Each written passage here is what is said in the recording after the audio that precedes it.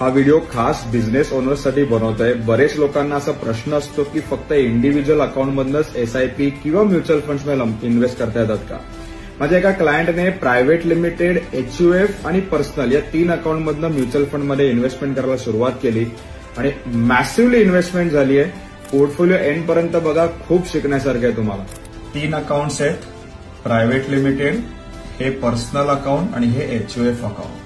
तुम्ही बघू शकता प्रायव्हेट लिमिटेड मध्ये 2 वर्षात त्याने 41 लाख, पर्सनल अकाउंट मध्ये 62 लाख आणि एचयूएफ मध्ये 16.8 लाख अशी इन्व्हेस्टमेंट केली आहे। इन्व्हेस्टेड ऍज ऑन डेट आहे 1,18,00,000 आणि त्याची व्हॅल्युएशन झाले 1.54 crore.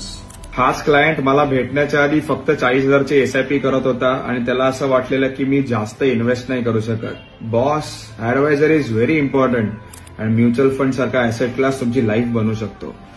You have to trust mutual funds, you have to trust Rahul Kulkarni. Thank you very much.